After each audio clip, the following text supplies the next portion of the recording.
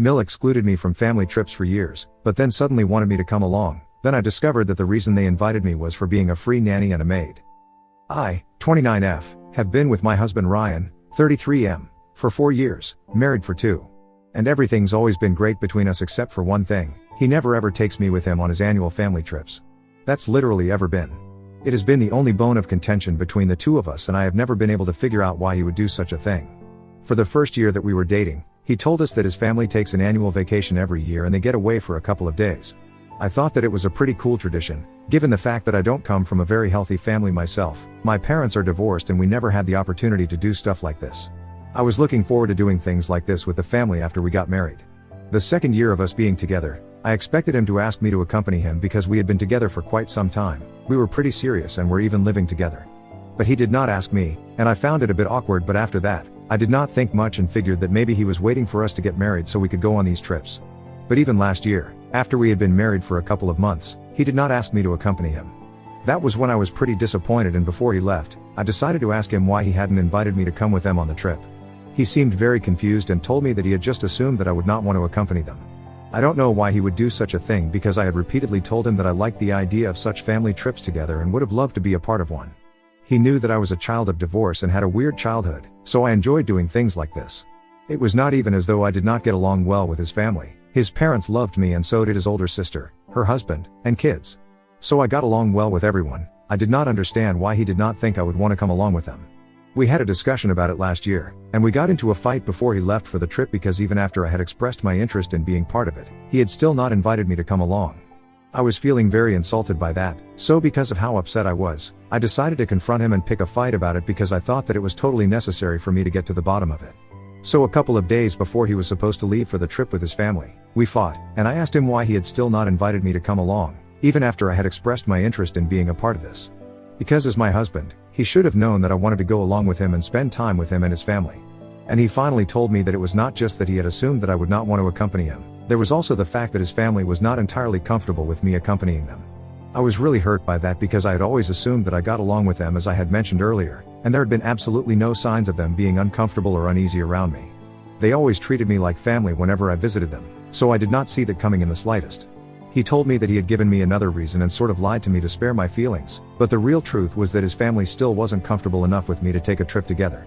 They were fine with me visiting them on important events and the holidays and spending time with them at that point, and a trip was a big deal. They were not ready for that yet. They believed that if I accompanied them, they would have to be extra formal the entire time and it would just be really awkward, so they wanted to spend a few more years with me, get to know me better, and then they would extend an invitation to me. The only reason that my sister-in-law's husband got to be part of these trips was because they were high school sweethearts and my husband's family had known him for a really long time, so it was different for them. But with me, they were not ready yet, and as hard as it felt, I still had to accept it. If they were not comfortable with me, I couldn't force my presence on them. And it was not Ryan's fault, so I couldn't blame him for it, and I had to accept it. I was very confused about my feelings at the time, so I let him go without any further fuss about this. But when he was gone for that 1 week, I did some introspection and I decided that I was going to try and really make myself a part of the family. So that my in-laws feel comfortable enough to take me on a trip with them and they don't have to act formal and ultra polite around me. I tried to understand where they were coming from and made sure that in the next couple of months, I made them feel comfortable around me, and I went out of my way for that because I did not get along well with my own family. I wouldn't want to have a strained relationship with my in-laws as well. I guess you guys might have guessed that I'm a bit of a people pleaser by now. I really wanted my in-laws to like me, so after my husband told me that they did not feel comfortable enough with me yet, I started going out of my way to be nice to them. After they returned from the trip, I guess Ryan told them about the discussion that we had earlier, and we had a family discussion where they apologized for not inviting me and explained to me that because otherwise, Ryan and his sister were always busy and didn't really get to spend time with their family. Ryan is an investment banker, which is a taxing job, and his sister and her husband are in the medical field, so they're also pretty busy most of the time. They do get together with their parents every once in a while, but they have always had this tradition and they wanted to follow through on it. They did not realize that this would make me feel left out, and they apologized to me from the bottom of their hearts. They also said that they would try and meet me halfway, and try to make me feel more included and make me feel part of the family. It was a much needed discussion, and after that, I decided to try and get to know them independently as well, which is what I meant when I said I started going out of my way. Even if my husband wouldn't be visiting his parents, I would still try and make it a point to go see them every once in at least 2 weeks. And whenever I would visit them, we would have a nice time together. At least that's what I thought was happening. They seemed to be enjoying my company. I think anybody else in my place would have felt the same way because they put on false happy faces and it was really hard to decide whether they were acting or not. Anyway, I had assumed that they were having a nice time with me and they enjoyed my visits, so I kept doing it. I would not be there all the time, of course, but occasionally. They had said that they would try to meet me halfway and make me feel part of the family, so I had no reason to assume that they were getting annoyed by these visits. But apparently, that's the reason that they gave my husband this year, as they refused to invite me yet again. And that pretty much broke my heart because I had really tried to be a part of the family and be there for them as their daughter-in-law, and yet, all of that went in vain. This happened a couple of days ago, and when I found out about it, I was heartbroken because I had really felt that my in-laws and I were getting along well and I could expect to be a part of the family trip this year. Last week, Ryan told me that they had finally decided that the family was going to California this year, for the annual vacation. I was really excited because I thought that I was going to be part of that trip this year, but then, he went on talking about it and mentioned nothing about me. So when I asked him if I would be part of the trip this year or not, he seemed kind of upset and said that his parents hadn't mentioned anything about it, but I knew that he was lying. So after some convincing, he finally told me that his parents had said that they were kind of done with me apparently, as I had been visiting them a little too frequently and they needed some space. They believed that I had been trying way too hard and was kind of forcing my presence on them, even when they had made it very clear that they needed some space. I did not know what they were talking about because they had not made anything clear, and every time that I visited them or spoke to them, they seemed to have been enjoying it. I told Ryan about it, and he told me that he had tried to convince his parents, but they were pretty stubborn about this and said that I was not welcome this year. I was very upset and I got into a huge fight with Ryan because I wanted him not to go on the trip as well if I couldn't go because I thought that his parents were being very unfair to me. Earlier, they had told me that they would try to include me in things and get to know me, which is why I had tried so hard to build a relationship with them. And now, they were acting as if I was the one who was bothering them. I found that very insulting and I tried to tell Ryan that this was not the way to behave with me and I did not appreciate the way his parents were acting. But he told me that this annual trip was very important to him, so that he could spend time with his family and would have loved to take me with him, but his parents did not want that. He couldn't argue with them. And he said that, apparently, he could see both sides, which was ridiculous because I don't think that his parents have a point here and I think that they are just being fickle-minded and are making me seem like the bad guy just for trying to get along with them. If they did not want me coming along with them, they should have just said that instead of coming up with arbitrary reasons. Anyway, we got into a big fight and I told him that I would not like him to go on the trip and I wanted him to take a stand for me, but he said that I was being silly and petty and went on the trip anyway. After he left on the trip, I was very disappointed by the way that I was being treated in this family. Because I had really always tried my best to be there for everybody and become a part of this family. My own parents have never been very connected with me, and when I met my in-laws, I thought that maybe these people would like me better. Even now, my parents and I don't really talk much. But the relationship that Ryan had with his family, I envied that and I wanted to be a part of that. So I don't think it was wrong for me to try and get them to like me. I might have gone a bit overboard in trying to do that, but that was only because they themselves had said that they would try to make me feel like I was more of a part of the family. And I had also noticed the difference in the way that my sister-in-law's husband and I were treated. I just wanted to be loved by these people. I don't think I was wrong for trying that. These were the thoughts that kept running in my head on repeat and I just kept feeling bad for myself because at that point, I felt like Ryan did not care about me either, and I could still forgive his family for treating me badly, but I could not forgive him. And I had half a mind to leave before he came back from his. 2 days after he had left, he called me up and I was pretty surprised. When he called me, I did not answer the phone the first time because I was very pissed with him, but then, he texted me and told me that it was an emergency and it was necessary for me to answer. So after that, he FaceTimed me, and to my surprise, his entire family was with him. His parents, his sister, and his brother-in-law, everybody were standing behind him, and all of them looked really nervous to talk to me. I did not understand what was going on, and when I asked him to talk to me, he told me that everybody was there to apologize to me. So that was a pleasant surprise. He also told me that he had spoken to his parents about the things that I had said, and the fact that he had, so now the two of them had realized that they had been wrong and wanted to fly down to them and be there with them for the rest of the trip. His parents spoke to me as well and told me that Ryan had spoken to them, and they had realized that the way that I was being treated was quite unfair, and they were ashamed of the way that they acted because they had been entirely selfish and hadn't even given a thought to how I would be feeling about all of this. They made the apologies seem so heartfelt. My mother-in-law even shed a tear or two and told me that Ryan had told them that I had only been trying to get them to me and they had been very selfish and inconsiderate, and they wanted to make it up to me by inviting me along for the rest of the trip, and they would be heartbroken if I did not accept that invitation. They would understand if I declined, but they really wanted me to be a part of it.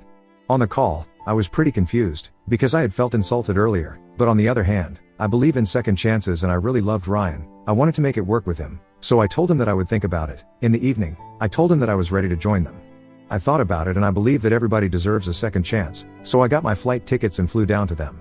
They were there to receive me at the airport and we drove to an Airbnb, which was very confusing for me because I had assumed that they would be staying in since all of us were pretty rich.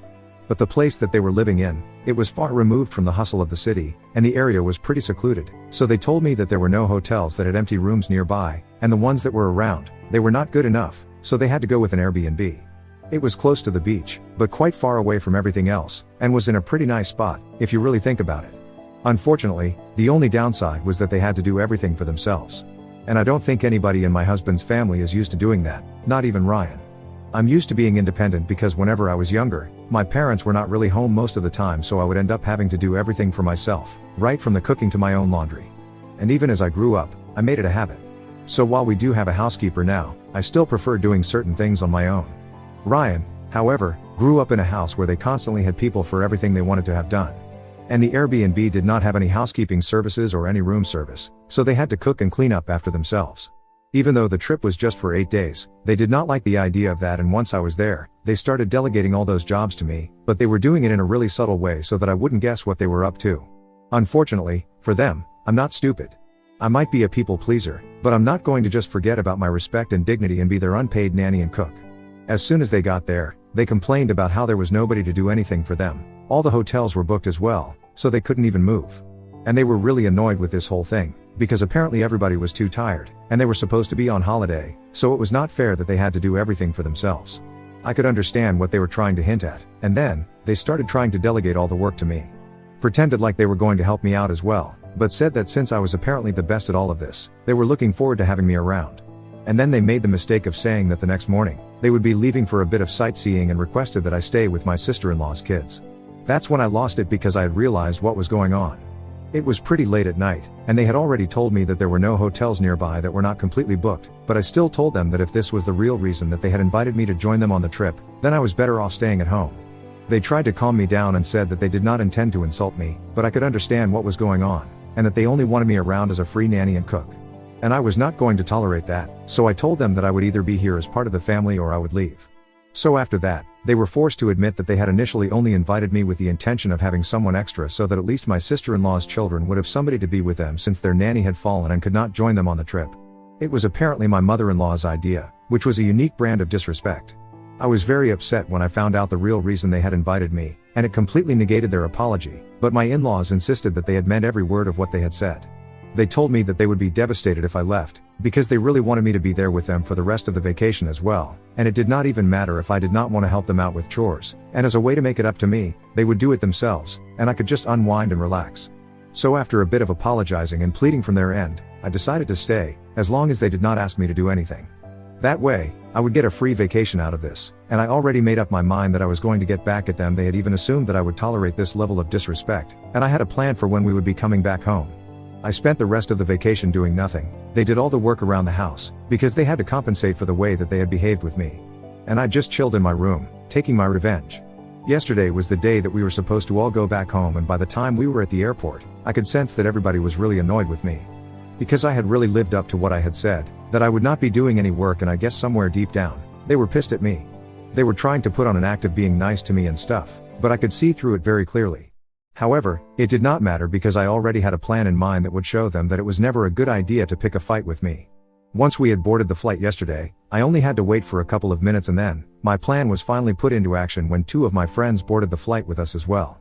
Obviously, they had been with us all along, throughout the entire process, but my in-laws only realized what was going on after I greeted 2 of them. And then, I sat away from my family, because I had booked my flight tickets separately. For the last couple of days, ever since I had flown down here, and they had disrespected me by assuming that I would become their servant for the vacation and they would easily take advantage of my kindness, I had talked to my friends about it. They had been just as outraged, and we had decided that we would go back home together, and from there, we would embark on a road trip. I was just 1 row behind my in-laws, and when they noticed that I was sitting separately with my friends, they asked me what was going on, and I told Ryan what I had been approved for the past couple of days. The day after they had insulted me, I had spoken to my friends, and we had planned this whole thing out. One of my friends lived in California anyway, so it was no trouble for her, and the other one had to fly down to California, but it was all worth it. The reason I had them fly down here, and take me back home, is because I didn't even want to spend the flight back home with these people. I could have just had them fly directly to my hometown, but we planned this out on purpose because I wanted to show them their place. I had just been trying to be kind to them, but since they had shown me their true colors, it was about time that they saw mine. Once I had explained everything to Ryan, he told me that it was very petty of me to do this and that he was not fine with me just leaving for a cross-country road trip with my friends as soon as we got back home because that would be inconvenient for him, but I told him that it did not matter to me. I also told him that I was going to leave him now that he had shown me that he did not have a spine and could never stand up to his parents for my sake. This was another reason that I had invited my friends to be there for me on the flight back home so that I would have more support when I confronted him and told him what I was going to do once we got back home. I had already spoken to my lawyer, and he was in the process of preparing the divorce papers. As soon as I returned from the road trip, I was going to file for divorce. I was not even going to go back home with him because it just did not seem worth it after everything that happened. He had allowed his parents to disrespect me, time and again, and this time, they had taken things too far. And my friends also took my side. They told him that I had made up my mind and there was no turning back. Besides, now that the two of them were here, there was no way that he could even manipulate me into believing that there was any need for me to give them another chance. Everybody was pretty upset on the flight back home, and after I had told him that I was leaving him, we did not speak for the entire duration of the flight, and I was pretty happy about it. I was sitting right behind him, but I didn't even care about that. I was just so happy to be around my friends once again. For context, these two women had been with me since middle school, but we had been separated after college, and even after that, we had tried to keep in touch, but Ryan did not approve of my friendship with them, and he had made me distance myself from them after we got into a relationship. And I, being the vulnerable fool that I am, did exactly what he asked me to. His reasons were pretty stupid too. He just believed that these two women were a little too manipulative, and he thought that I had become a doormat for the two of them, and I believed him. I just wanted to be with him, so I made him my priority and forgot about everything else. But now that I had realized that he was completely spineless, I had told my friends about it and they were standing up for me. After we landed, we went our separate ways. I didn't even go back home to pack for the road trip. I decided that I was just going to buy new clothes on the way, but I was not going to be anywhere near Ryan or his family. That was yesterday, and after we landed, they did not speak to me. In fact, they had stopped acknowledging my existence, right after I had boarded the flight with my friends and told him that I was leaving him. But this morning, he sent me a long text, saying that he was really disappointed with the way that I was acting. He told me that he acknowledged and was ready to accept the fact that his parents were being horrible to me and that it had been wrong of him not to stand up for me, but apparently, he wanted me to think about this from his perspective as well, and that these were his parents, he couldn't just disrespect them. And apparently, he hadn't even realized what his mother was trying to do, since she had only spoken about the reason why she wanted me to come along on the trip to my sister-in-law, not him. He had no idea that they intended to make me cook, clean, and babysit for them, so it was unfair of me to blame him for that. He said that he was feeling really guilty about everything and he just wanted to make things right with me, so he would want me to go on this road trip and come back to him. And apparently, if I did not do that, it just meant that I never loved him in the first place, and now I'm just really confused. It feels like he's manipulating me and I know that, but even then, there's a part of me that believes that I should just at least talk it out with him because I never really gave him a chance to explain because he couldn't exactly speak to me on the flight back home because we did not want to create a scene and trouble the other passengers. Anyway, I spoke to my friends about it, and they are vehemently against the idea of speaking to him. They just want me to block him and move on. I know that they are right, but I just want a second opinion, I guess, just to make sure that I'm doing the right thing. Ida for leaving my husband because he did not stand up to his parents for me? Update 1. First off, thank you so much for all the comments, even the mean ones.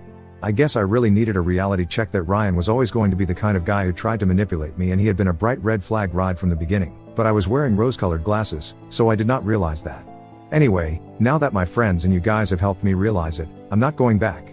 I have blocked him and I'm going on this road trip with my friends, to reconnect with them and regain the friendship that I had lost earlier, because of Ryan. Update 2. Quick update, I spoke to my lawyer and he told me that the divorce papers are ready, and I can file the petition as soon as I am back from the road trip. Which is lucky, because I'm going back home in a couple of days, and as soon as I return, I'm going to file for a divorce. I have not heard from anybody from my in-laws' family or Ryan. He did not try to get in touch with me, and I'm happy about that because I don't think I want to speak to him at this point. The road trip has been fun though. My friends and I have been reminiscing about the old times, the good times. And gosh, I can't believe I left this behind for Ryan. Update 3. Hi, so it's been about 2 months since I returned from my road trip. The divorce proceedings started quite a while back and we are in the middle of settlement negotiations right now. They are going quite smoothly since Ryan's family was able to brainwash him into believing that I was the bad guy here and he did not need me back. And I'm glad they did so because that just made the divorce process a lot easier for me now. He does not want anything from me and is acting like I'm the villain here, and he's too good for me anyway. Good for him, he deserves way better, and so do I. Mill called police to the venue on my wedding day claiming that someone stole her diamond necklace to ruin my wedding. Got caught and kicked out. The N hurt herself trying to climb back in. Hi guys. This is the story of my entitled mother-in-law, Susan, 59F. I, 29F, am now married to my husband, Andrew, 30M. Rewind to a few years back when Andrew and I first crossed paths. It was actually at the hospital where we both work. Yep, we're both in the healthcare biz. I'm a nurse, and he's a pediatrician. Now, let me tell you, it wasn't all smooth sailing from the get-go. Andrew and I had to navigate through some choppy waters to make our relationship work. You see, dating a colleague isn't always a walk in the park. There were those moments of sneaky glances across the hospital corridors, stolen conversations during lunch breaks, and trying not to get caught by our superiors. Let's just say, we weren't exactly supposed to be fraternizing on the job. But hey, love finds a way, right? After 2 years of secretly dating, well, not so secret to our close friends, Andrew popped the question, and boy, was I over the moon. Picture this, a romantic dinner at our favorite restaurant, candlelight flickering, soft music in the background, the whole shebang. And then, out of the blue, he gets down on one knee, producing the most beautiful ring I've ever laid eyes on. Of course, I said yes. Cue the happy tears and the flurry of phone calls to friends and family. Now, fast forward to the moving in phase. Let's just say it was a logistical puzzle trying to merge two separate lives into one cozy abode. There were boxes upon boxes of stuff to sort through, debates over whose IKEA furniture was superior, and the inevitable discovery of each other's quirky habits, like Andrew's insistence on organizing his socks by color. Yes, really. But despite the occasional bump in the road, we managed to create a home that was uniquely ours, a space filled with love, laughter, and the occasional friendly argument over whose turn it was to do the dishes. Now, let's talk about Susan. Where do I even begin? Susan is what you might call a classic helicopter parent. She's got a knack for hovering over every aspect of Andrew's life, making sure everything's just so. And let me tell you, her grip on him is tighter than a vice. From the moment Andrew was born, Susan's been there, guiding his every move like a puppeteer pulling the strings. And Andrew? Well, he's the epitome of the dutiful son, always eager to please his mama bear. Now, don't get me wrong, I'm all for close-knit family relationships, but sometimes, Susan's brand of love can feel a tad suffocating, especially when you're on the receiving end of her overbearing tendencies. First off, she's got this uncanny knack for inserting herself into every decision Andrew makes, big or small. Whether it's what he wears, where he works, or even who he hangs out with, Susan's opinion is like gospel to him. And woe betide anyone who dares to challenge her authority. She's not one to back down without a fight. Then there's her habit of constantly second-guessing everything I do. It's like she's got this radar for detecting any deviation from her idea of perfection. Take, for example, our wedding planning escapades. You'd think it'd be a joyous occasion, right? Wrong. Susan was like a bulldozer, and God forbid we didn't drop everything to cater to her every whim. Cue the guilt trips and passive-aggressive comments about how we never have time for family anymore. But perhaps the most frustrating thing about Susan's overbearing nature is the way it undermines Andrew's independence. It's like she can't fathom the idea of her baby boy growing up and making his own decisions. And while I get that she's coming from a place of love, it's hard not to feel like I'm constantly competing for Andrew's attention and approval. Susan has a knack for being, well, less than charming. She's got this thing about me not being up to snuff for her precious son, Andrew.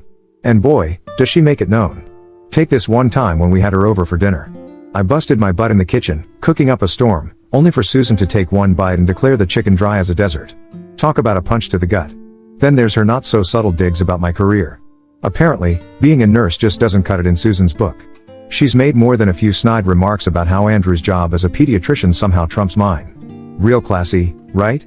And don't even get me started on her gift-giving skills, or lack thereof. Instead of, asking me what I might like for my birthday, she decides to gift me a self-help book on how to impress your mother-in-law. Yeah, thanks but no thanks, Susan. Susan's meddling ways extend far beyond just my relationship with Andrew. According to the grapevine, aka Andrew's relatives, Susan's been pulling this act with every girl he's ever brought home. And get this, apparently, one of his exes even called it quits because of Susan's overbearing presence. But you know what? None of that really fazed me all that much. Sure, it's not exactly comforting to hear that your potential future mother-in-law has a track record of driving away significant others like it's her day job. But between our crazy schedules we hardly had time to even think about Susan, let alone let her antics get to us. But this all changed when I got engaged. Suddenly, I found myself dealing with her more than I ever anticipated, and let me tell you, it wasn't exactly a walk in the park. From the get-go, Susan made it abundantly clear that she wanted a front-row seat to all things wedding-related. And I mean all things. We're talking dress fittings, venue scouting, menu tastings, you name it, she wanted in. At first, I tried to be diplomatic, politely including her in the decision-making process and nodding along as she offered up her unsolicited opinions. But as the weeks went by, it became increasingly evident that Susan had no intention of taking a back seat. Take, for example, the dress dilemma. I had this vision of finding the perfect gown, one that made me feel like $1,000,000 and screamed Emily. But Susan had other ideas. From insisting on accompanying me to every bridal boutique in town to vetoing dress after dress because they didn't meet her lofty standards, she made it clear that my dream dress was secondary to her own vision of bridal perfection. And then there was the venue saga. Andrew and I had our hearts set on this quaint little barn nestled in the countryside, a place that felt like us. But Susan had her sights set on something a bit more upscale. Cue the endless debates, the passive-aggressive remarks about how rustic wasn't exactly her idea of a dream wedding, and the inevitable compromise that left me feeling like I'd settled for second best. But perhaps the pièce de resistance of Susan's wedding planning takeover was her insistence on micromanaging every last detail. I'm talking flower arrangements, seating charts, and even the color scheme. Nothing was off limits.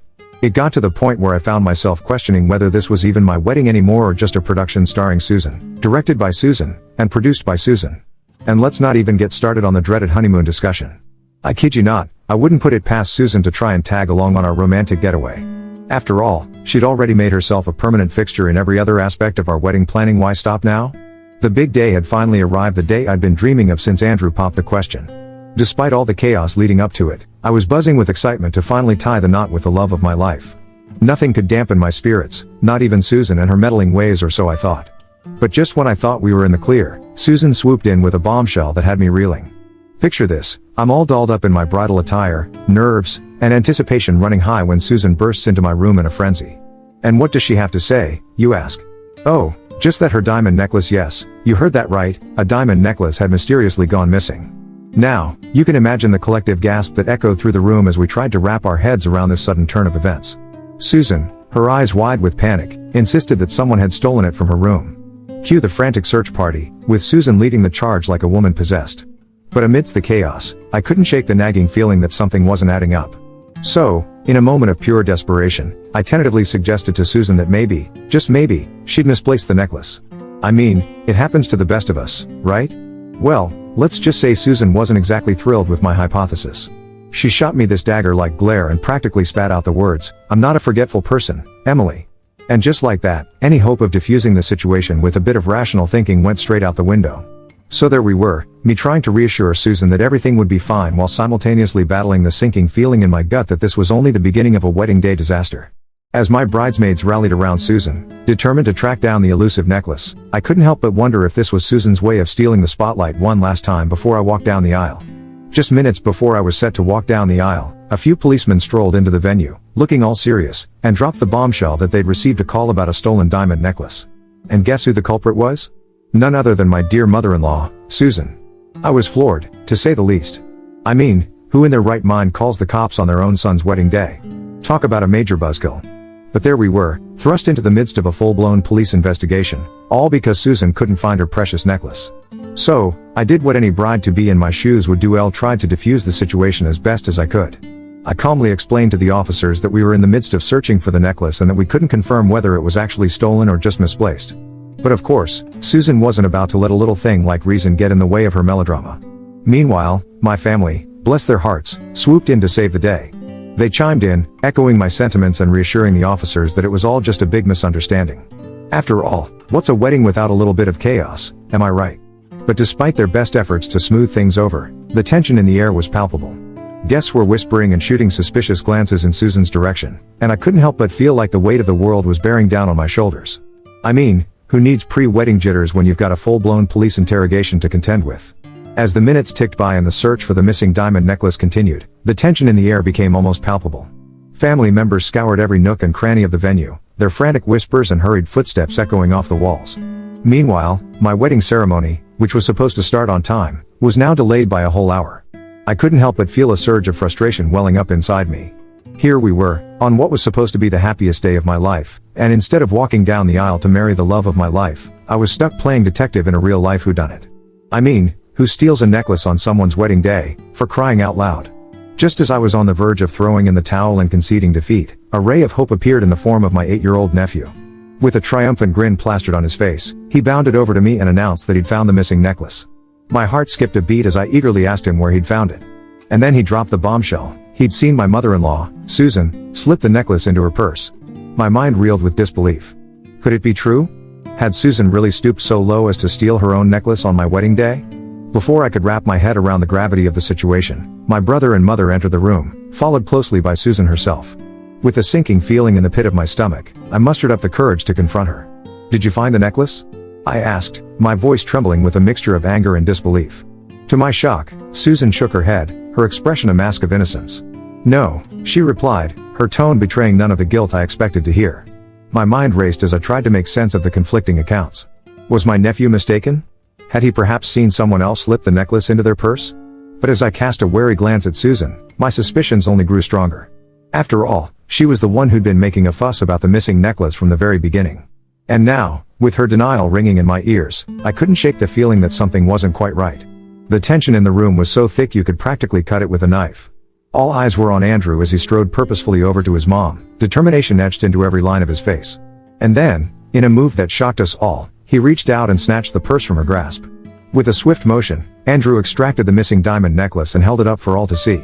"Don't worry, folks," he announced, his voice ringing out clear and firm. "We found the necklace." But Andrew wasn't done yet. Oh no, far from it. With the necklace dangling from his fingers like a damning piece of evidence, he turned his gaze squarely on his mom and let her have it with both barrels. He accused her of trying to steal the spotlight and ruin the wedding, his words cutting through the air like a knife. Susan, for her part, looked like a deer caught in the headlights. She stammered and protested, insisting that she had no idea how the necklace had ended up in her purse and pleading her innocence. But Andrew wasn't buying it, and neither were the rest of us. In a bold move that left us all speechless, Andrew declared that he was done with her shenanigans for the day. And just like that, he called in the cavalry aka security and asked them to escort Susan out of the venue. I'll never forget the look on Susan's face as the security guards led her away. It was a mix of shock, disbelief, and maybe even a hint of shame. For the first time since I'd known her, she seemed small and vulnerable, stripped of the bravado that had always been her trademark. As Andrew and I exchanged vows and finally became husband and wife, I couldn't help but feel a sense of bittersweet relief wash over me. The weight of Susan's presence had lifted, replaced by the overwhelming joy of starting our new life together. Sure, the ceremony was over an hour later than planned, and we were all exhausted from the drama that had unfolded. But as we exchanged rings and sealed our love with a kiss, none of that seemed to matter anymore. Because at that moment, all that mattered was us, Andrew and me, together at last, ready to face whatever life threw our way. As if the wedding day drama wasn't enough, things took an unexpected turn during the reception. Just when we thought the chaos had finally subsided, my mother-in-law, Susan, decided to up the ante in the most bizarre way possible. The reception was in full swing, guests were laughing and dancing, and everything seemed to be going smoothly.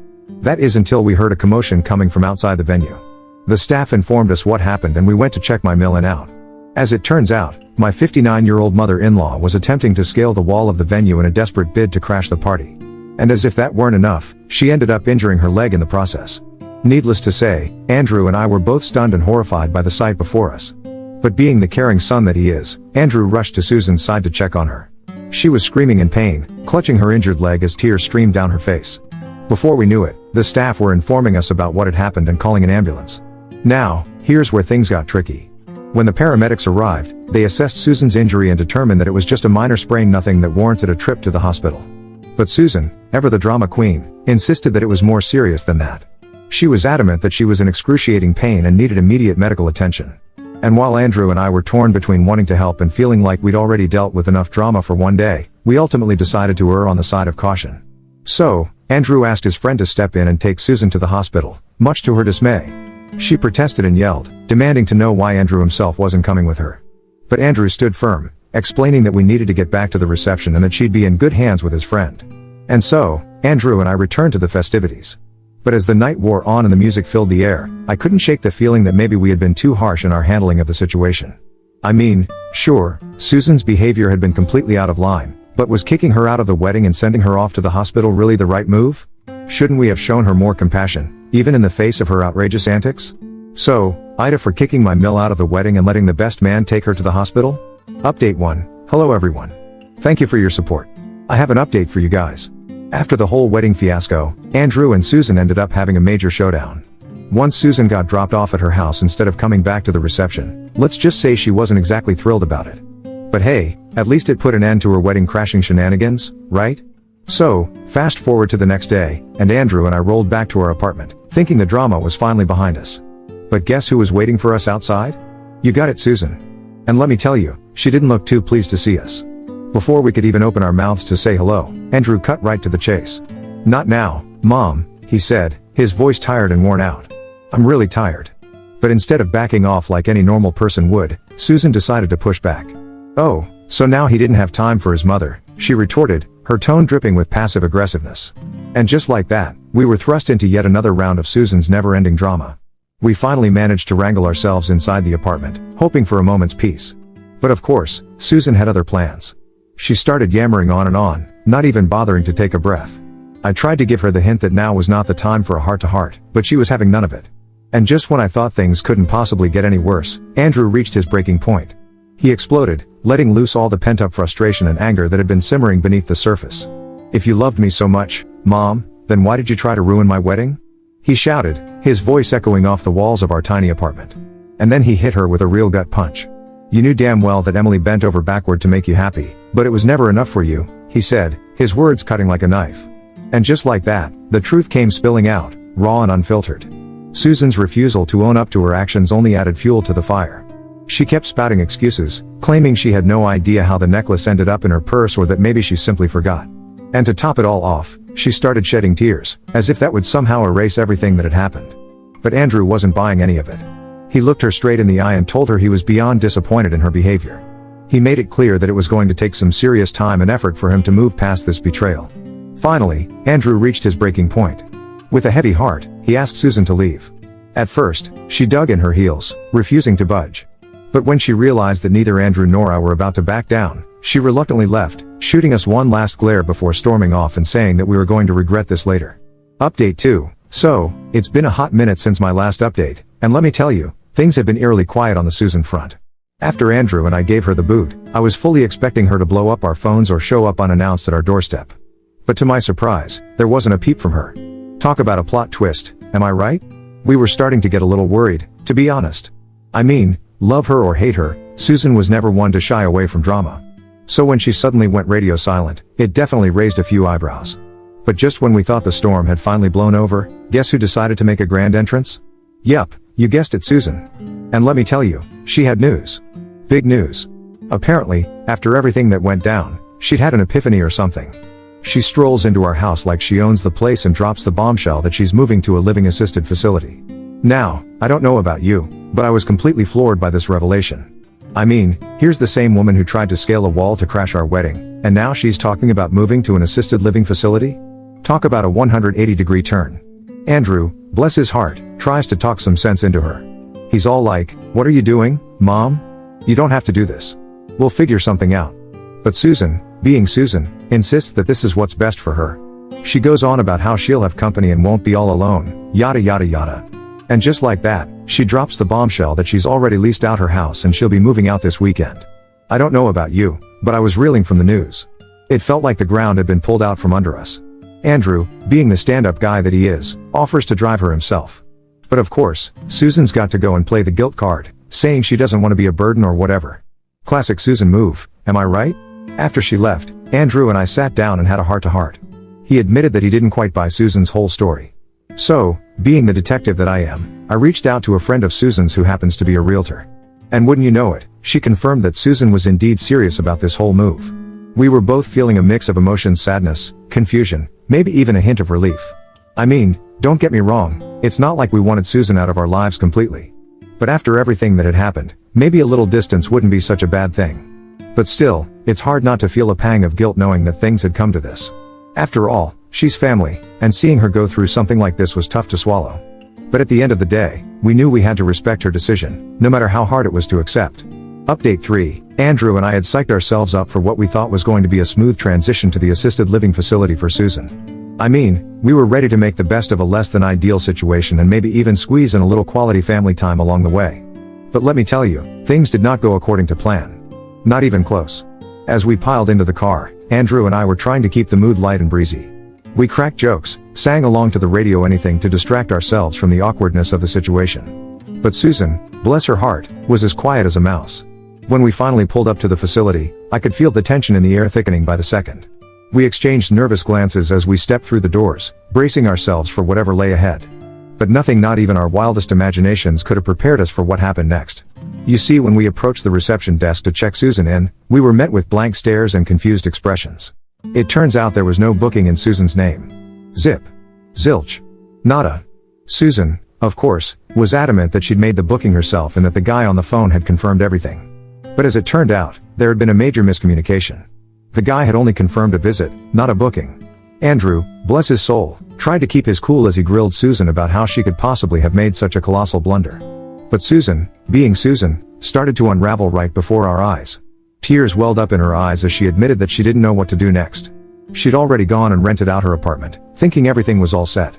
And now, here she was, faced with the harsh reality that things weren't going according to plan. I glanced at Andrew, and I could see the gears turning in his head. Without a word, I knew exactly what he was thinking. And when he turned to me and gave me that look, I nodded in silent agreement. And then, in a move that caught us all off guard, Andrew extended an olive branch to Susan. He told her that she could stay with us until we figured out a solution. So yes, we brought her back home, and I don't know how long she is going to stay with us. I just hope that there is less drama than what I'm expecting at the moment. Update 4. Hi guys. This is my last update, so buckle down. Living with Susan was, well, let's just say it was everything you'd expect and then some. Andrew and I were just starting out as newlyweds, and the last thing we needed was Susan cramping our style.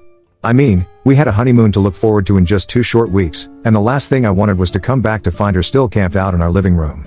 So, I hatched a plan. I have this friend who's always traveling for work, and wouldn't you know it, her company was sending her off to another state for a couple of months.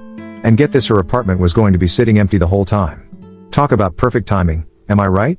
So, I reached out to her and laid out the situation. And you know what? She was totally on board with helping out. I mean, who wouldn't want to lend a hand to a friend in need, right? I pitched the idea to Andrew, and he was all for it. I mean, it made perfect sense. By the time my friend would be back from her trip, Susan's lease would be up, and we'd be free from her clutches once and for all. Now, getting Susan to agree to the plan was a whole other ballgame. At first, she was hesitant, saying she didn't want to impose or intrude on a stranger's space. But I reassured her that the apartment was nearby and that she could come and visit us whenever she wanted. After a bit of back and forth, she finally caved and agreed to give it a shot. And just like that, we packed up all of Susan's stuff and moved her into my friend's place. It was a bit of a hassle, sure, but it was nothing compared to the relief we felt knowing that the end was finally in sight. So, for now, at least, the Susan saga has come to a close. And let me tell you, it feels like a weight has been lifted off our shoulders. Sure, there's still plenty of uncertainty lurking on the horizon, but for now, we're content to bask in the peace and quiet of our Susan-free existence. Worked as a nurse while taking care of my father, while my golden child brother played games all day. Then he and his GF tried to take over my room and my parents supported them. I, 28F, have been living with my parents, both 60, and my younger brother Jake, 25M, for the past 3 years. It's a situation I never imagined I'd be in at this point in my life, but here we are. I guess I should start from the beginning to give you all the full picture. 3 years ago, I was living in a nice apartment in the city, working as a nurse at a busy hospital, and in what I thought was a happy relationship with my boyfriend of 5 years, Mark. We had talked about getting married, maybe starting a family. Then, one day, I came home early from a shift to find Mark in bed with his coworker. My world shattered in an instant. I broke up with Mark immediately, but I was a mess. I couldn't stand being in that apartment anymore. Everything reminded me of him and our life together. Around the same time, my dad started having some health issues. He was diagnosed with early-stage Parkinson's, and while it wasn't severe yet, my mom was struggling to manage everything on her own. So, I made the decision to move back home. It seemed like the perfect solution at the time. I could save money, help care for my dad, and have some time to heal from my breakup. My parents were thrilled to have me back, and at first, it was nice to be surrounded by family during such a difficult time. Jake had moved back home right after college, about 6 months before I did. He'd always been the golden child of the family, smart, charming, and our parents' clear favorite. Don't get me wrong, I love my brother, but the disparity in how we were treated was always obvious. Growing up, Jake could do no wrong in our parents' eyes. If he got a B on a test, they'd praise him for trying his best. If I got an A, they'd ask why it wasn't an A+. When Jake decided to major in philosophy, our parents called him intellectual and deep. When I said I wanted to be a nurse, they asked if I wouldn't rather be a doctor instead. So when Jake moved back home without a job lined up, our parents didn't bat an eye. They said he needed time to find himself and explore his options. Meanwhile, I was working 12-hour shifts at the hospital, coming home to help care for Dad, and still contributing to household expenses. For the first year or so, things were okay. Jake said he was working on his novel and applying for jobs in publishing. I was skeptical. I never actually saw him writing or filling out applications, but I tried to give him the benefit of the doubt. After all, I was dealing with my own issues, trying to heal from my breakup and adjust to living at home again as an adult. But as time went on, Jake's job search seemed to consist mainly of playing video games and hanging out with his friends. He'd sleep until noon most days, then spend hours online or out with his buddies. When Mom would gently suggest he look for work, he'd get defensive and say she was stifling his creativity. I tried to talk to Jake about it a few times. I even offered to help him with his resume or practice interview skills. But he'd always brush me off, saying I didn't understand the creative process or that I was just jealous because he had the freedom to pursue his passions. Meanwhile, I was working my ass off at the hospital, especially when COVID hit. There were days when I'd come home exhausted, physically and emotionally drained, only to find Jake lounging on the couch, playing games and eating the food I'd bought. I tried to talk to my parents about the situation, but they always made excuses for Jake. He's just finding his way, my mom would say. Or, not everyone's path is as straightforward as yours, honey. It was frustrating, to say the least. Then, last week, Jake dropped a bombshell. He announced at dinner that his girlfriend Megan, 23F, would be moving in with us. This was the first I'd heard of Megan. Jake had mentioned he was seeing someone, but I had no idea it was serious enough for her to move in. My parents, of course, were thrilled. They started talking about how nice it would be to have young love in the house again, completely ignoring the fact that we barely had enough space for the four of us as it was. That's when Jake dropped the real bombshell. He said that since Megan was moving in, they would need their own room for privacy. And since I had the second largest bedroom in the house, it made sense for me to move to the basement so they could have my room. I was stunned. I looked at my parents, expecting them to shut this down immediately, but they were nodding along like this made perfect sense. That's when I lost it. Are you kidding me? I said. You want me to give up my room for your girlfriend? You don't even have a job. Jake rolled his eyes. Come on, sis. Don't be so selfish. Megan and I need our privacy. It's not like you're using the room for anything important. I couldn't believe what I was hearing. Not using it for anything important? I use it to sleep after 12-hour shifts where I'm literally saving lives. What do you do all day, Jake? Play video games and mooch off mom and dad? Jake's face turned red. You don't understand. I'm working on my novel. That takes time and mental energy. Just because I'm not punching a clock doesn't mean I'm not working. Have you written a single word of this so-called novel? I shot back. Because all I've seen you do for the past 3 years is play games and hang out with your friends. Children, please, my mom interjected. There's no need to fight. I'm sure we can work something out that makes everyone happy. But I was too angry to back down. No, Mom. This isn't fair. I work full-time. I contribute to this household. I help take care of Dad. And now you want me to give up my room for Jake and his girlfriend? When he hasn't lifted a finger to help or contribute in any way. Now, that's not fair, my dad said, speaking up for the first time. Jake contributes in his own way. How? I demanded. Tell me one thing he's done to help this family in the past 3 years. There was an uncomfortable silence. Jake broke it by saying, you're just jealous because you're single and bitter. Maybe if you weren't such a workaholic, you'd have a relationship too. That hurt. More than I wanted to admit. At least I can support myself, I snapped back. I'm not mooching off my parents at 25. Enough. My mom shouted. Both of you, go to your rooms. We'll discuss this when everyone's calmed down. As I stormed up to my room, I heard my mom comforting Jake, telling him not to take my words to heart. It made me feel like I was 15 again, always the bad guy, always the one causing problems. That was a week ago. Since then, the atmosphere in the house has been unbearable. Jake is giving me the silent treatment, which would be fine if he didn't make a point of sighing loudly and looking put upon whenever I enter a room. My parents keep trying to mediate, which really means they keep hinting that I should be more accommodating to Jake's needs. Yesterday, my mom actually said, you know, the basement really isn't so bad. We could fix it up for you, make it cozy. I feel like I'm being pushed out of my own home to make room for my freeloader brother and his girlfriend. But at the same time, I feel guilty. Am I being selfish? Should I just suck it up and move to the basement? I don't want to leave because of my dad. His Parkinson's isn't severe yet, but he does need help sometimes, and I worry about him. So, Reddit, I need your honest opinion. Ida for refusing to give up my room? Update 1. First of all, thank you to everyone who responded to my original post. Your support and advice mean more than you know. I've been trying to take some of your suggestions, but unfortunately, things have only gotten worse. Megan moved in last weekend. My parents welcomed her with open arms, cooking a big dinner and breaking out the good china. Meanwhile, I was coming off a night shift and just wanted to sleep, but my mom insisted I join them to make Megan feel welcome. Dinner was uncomfortable, to say the least. Jake and Megan were all over each other, giggling and feeding each other bites of food. My mom kept gushing about how wonderful it was to have young love in the house again, while my dad nodded along enthusiastically. I tried to be polite, asking Megan about her job and interests. Turns out she's between jobs right now too, having recently quit her position as a barista to focus on her Instagram influencer career. I had to bite my tongue to keep from asking how exactly she planned to pay for things.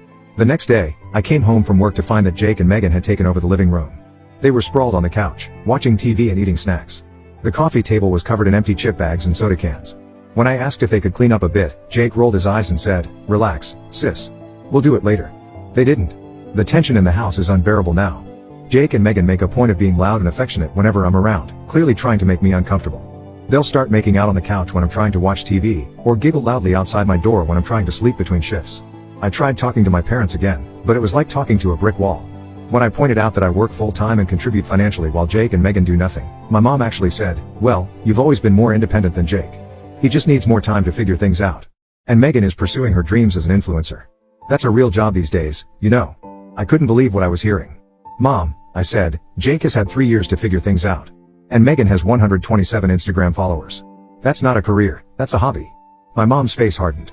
I think you're just jealous, she said. Jake and Megan are young and in love. They have their whole lives ahead of them. Maybe if you weren't so focused on work all the time, you'd have found someone too.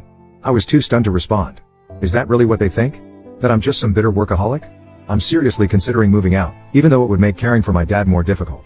I feel like I'm being pushed out of my own family. The house I grew up in doesn't feel like home anymore. But I'm torn. If I leave, who will help dad when he has bad days?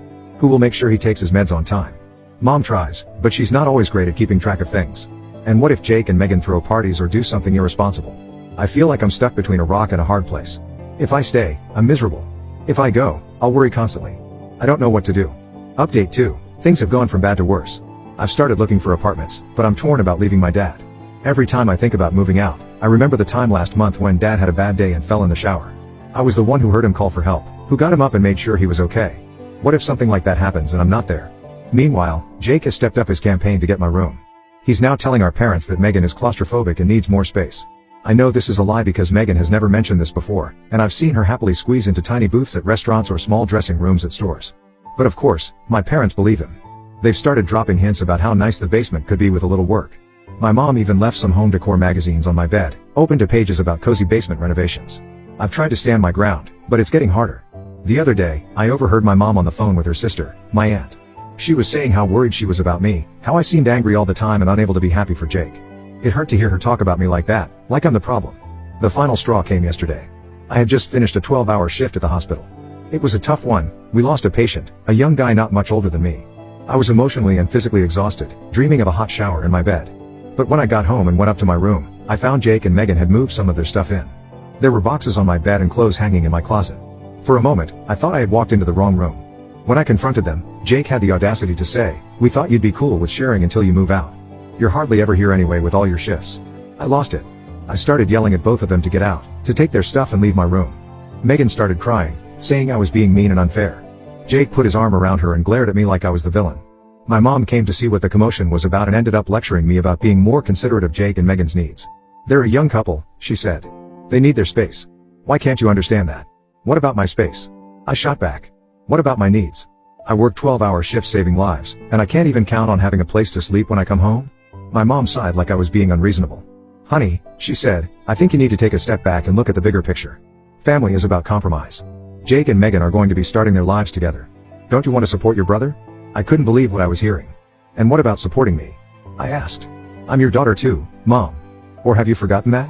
The look on her face was a mixture of hurt and disappointment. "Of course I haven't forgotten," she said quietly. "But you're stronger than Jake. You've always been able to handle things on your own.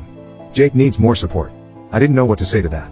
How do you respond when your own mother essentially tells you that you matter less because you're more capable? I'm at my wit's end. I love my family, but I feel like I'm drowning here. The unfairness of it all is eating away at me.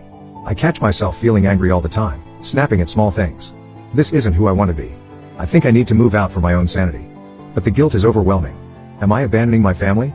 Am I being selfish for wanting to put myself first for once? I don't know what to do. I feel lost and alone, even in a house full of people. How did things get so messed up? Update 3, I've done it. I've finally moved out. After the incident with Jake and Megan moving their stuff into my room, I realized I couldn't stay in that toxic environment any longer. It was damaging my mental health and starting to affect my work.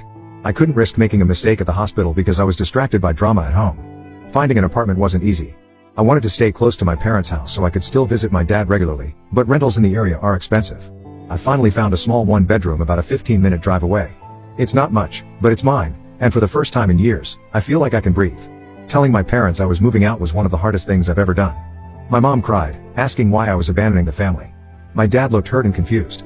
Jake, on the other hand, couldn't hide his glee and immediately started talking about how he and Megan would redecorate my old room. The day I moved out was surreal. I hadn't realized how much stuff I'd accumulated over the years. As I was packing, I found old photos of our family, Jake and me as kids, all of us smiling on vacation. It made me sad to think about how much things had changed. My parents helped me move, but there was a tension in the air. My mom kept making comments about how I could always come back if things didn't work out. Jake and Megan conveniently had plans that day and couldn't help. I've been in my new place for 2 weeks now, and I'm still processing everything that happened. Part of me feels guilty for leaving, especially because of my dad. I call him every day to check in, and I've been going over on weekends to help out. But it's not the same as being there all the time. Another part of me feels relieved. I didn't realize how much stress I was carrying until I wasn't in that environment anymore. My apartment might be small, but it's peaceful. I can come home after a long shift and relax without worrying about what drama I'll walk into. Yesterday, I got a call from my dad. He sounded tired and said he misses having me around. He also mentioned that Jake and Megan have been arguing a lot, and he's finding it stressful. Apparently, Megan's influencer career isn't taking off as quickly as she'd hoped, and she's been pressuring Jake to get a job. Jake, of course, is resistant to the idea, insisting that he needs to focus on his novel. I feel bad for my dad. He's caught in the middle of all this, and the stress can't be good for his health. I offered to come over more often to help out, but he said he didn't want to burden me.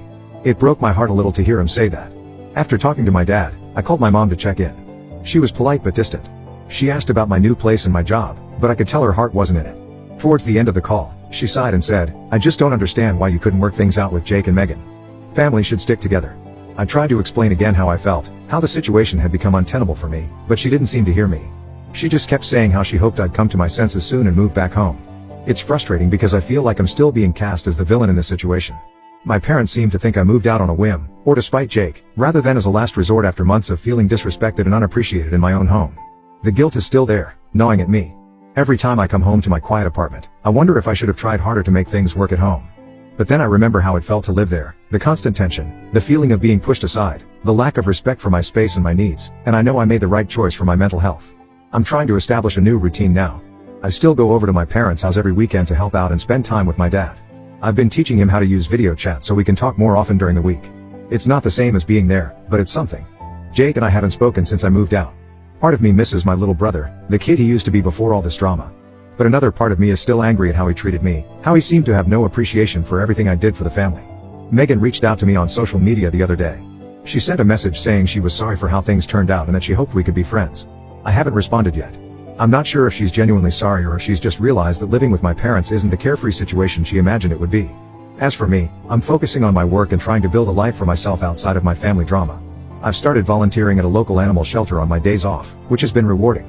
I'm also considering taking some classes to advance my nursing career. For the first time in a long time, I feel like I have the mental space to think about my own future. But there are still nights when I lie awake, wondering if I did the right thing.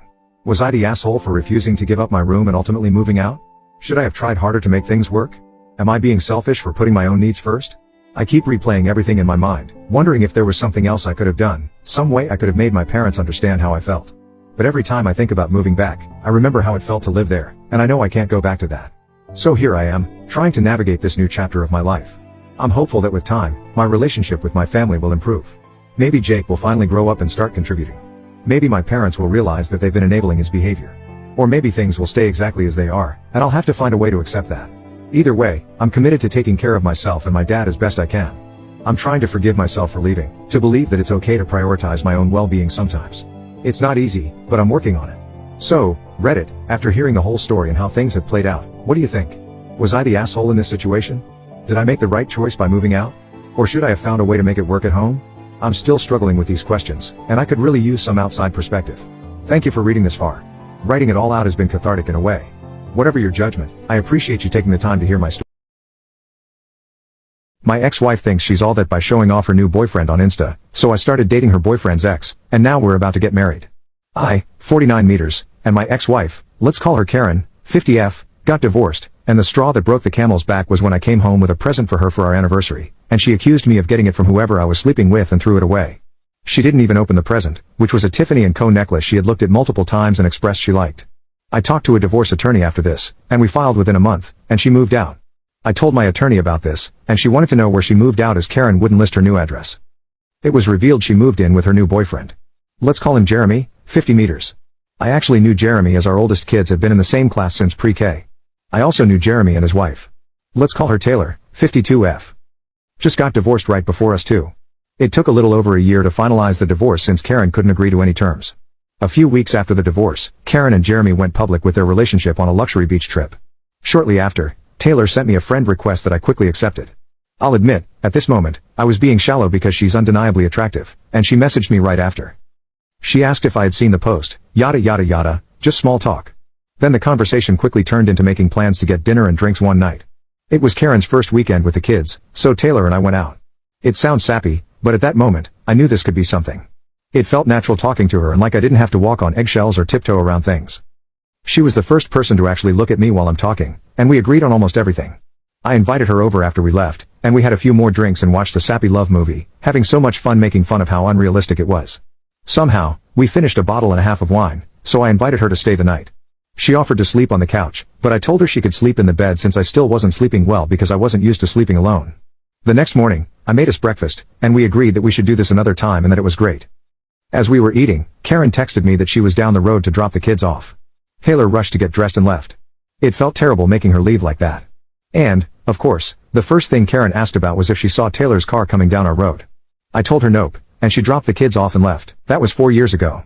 And shortly after that, Taylor admitted to me that she wanted a relationship, and I said yes. We kept it private all this time because it's really no one's business to know as long as we were happy together. We just celebrated our 4th anniversary, and beginning in November, Taylor started to hint that she wanted me to propose and wanted me to move to her farm in another town since she lived an hour and a half away. Our anniversary was December 1st, and she planned a surprise dinner with all our friends to propose to me. I couldn't believe that she really did all this for me. All our friends were incredibly supportive and agreed that we seemed happy together and deserved to be happy with each other. The next day, I made a post that we were engaged. This was the first post about Taylor and me on each other's page. Right after the post, we started to get calls, text, and Facebook messages from Jeremy's family, Karen's family, and Jeremy sent a long message to Taylor saying he couldn't believe we would do this and didn't check with him first. He said how insensitive it was to get engaged when we knew him and Karen were on a break because of the fighting. She ignored all his messages. That is, until we both got messages from my family saying we were crappy people for getting engaged in spite of Jeremy and Karen and how they no longer wanted to see my kids and wouldn't be attending the wedding. Taylor started to help me sell my house since she also works for a real estate company. We packed all my stuff up, sold all the furniture, and moved me into Taylor's house. I left my job and was actually able to get a job at her company as a salesman. She has 2 sons who treat me very well, and while they don't call me their dad, they do tell people I'm their stepdad. They surprised me with a basketball dad shirt with their names and numbers for Christmas. I couldn't stop crying after seeing it because it was so meaningful to me to see how they considered me their stepdad. Karen had the kids for Christmas, and we were supposed to begin the normal split custody in January. Since the first of the year, the kids have said they don't want to see me, and Karen said she's talking with an attorney to change our custody schedule and that she wants full custody. I'm finally happy with someone who loves me, planning a very small wedding with only friends and family who were supportive of our relationship, and have 2 new stepsons who love me, but I feel so empty without my kids. I took them to meet Taylor, and she had been to dinner with us a couple of times, and she treated them like her own and never got onto them or was mean to them. I feel so conflicted about what to do. My kids won't even talk to me over the phone and refuse to see me.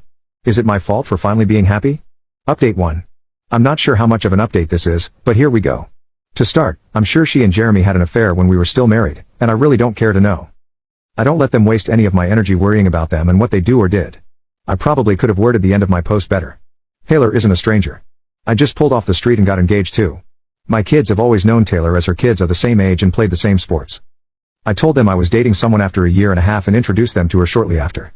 They've been to dinner with Taylor and me, been with me when Taylor came over, and been to Taylor's house where she lives. She's a very busy and hardworking woman, so we didn't get to spend very much time together where I live or with my kids. So I would usually spend time at her house, but I never skipped time with my kids to see her. I didn't want to act like I was hiding my relationship with Taylor, but we wanted to take things slow and not rush. Hence, why we didn't post to social media or tell our exes. Obviously, friends knew, and you can only keep it a secret for so long before they catch on, but we only told very, very close friends who won't gossip and tell everyone. Now for the update. After that post and the advice, I called my lawyer who agreed that she can't keep the kids from me and that she was definitely doing something to make them act like that. She did say we could go to court, but I told her I wanted to try and resolve it without court first. I talked with my therapist about arranging a session just with my kids and me, and she helped schedule a date for all of us. I called Karen after that to say I wanted to have a talk with only the boys, and she could drop them off, but she could not attend. And the therapist was able to finally get them to open up. You guys were right. She turned the story to say that Taylor and I had an affair for years before we got divorced and even tried to tell our youngest that Taylor could be her mom because I was cheating them, which isn't true as I never cheated on Karen in our entire relationship. I was able to tell the kids the full truth, and I felt like a 50-pound weight was lifted off my chest. Afterward, I had never been happier to hug all 3 of them. I made sure to express how much we missed them and how happy we were to have them home. They spent the weekend with us, and I was able to tell the older 2 the full story about Karen and Jeremy, how the marriage fell apart, and once again invited them to live with us. They both said that they actually wanted to, but since Karen had fed them lies, they didn't want to be around us. They get out of school in May and are planning to move with us for the summer. This will hopefully be a good opportunity for them to bond with Taylor's kids and their friends. I will not be pushing them to move here as it's their own choice, but deep down, I really do hope they do. I think going to a smaller school and living in a smaller town will be better for them than living in a city. I told my youngest a more watered-down version of events. I did make sure to tell him that Karen is his real mom and what she told him about Taylor was not true, and he seemed to understand it. So for the moment, Karen is fine with the boys moving here for the summer. All three asked her instead of me, and I think that helped a lot, showing her it was their decision instead of mine. To say I'm excited is an understatement. I've talked with my lawyer, and he said the older two are able to decide where they go, while Karen and I would have to come to an agreement for our youngest. I don't want full custody as I think kids need their mother in their lives, but my lawyer is urging me to fight for full custody. Edit. Some things Karen has told the kids is that Taylor is still dependent on substances. To make a long story short, about 2 years ago, Taylor had been having neck problems and saw a chiropractor for the first time in her life. That chiropractor broke her neck in 4 places, resulting in her needing 2 surgeries and becoming addicted to pain meds. She was on them for a year, and it took her another 6 months to get off, but she's been clean since of any prescription medication. She also said that Taylor and I wanted to take them away and never let them see their other family, tried to accuse me of being addicted to substances too, and I also found out Jeremy was calling them my boys and wanting them to take his last name, which is still Taylor's because he refused to change it after the divorce. So there's still lots we don't know and hopefully will one day.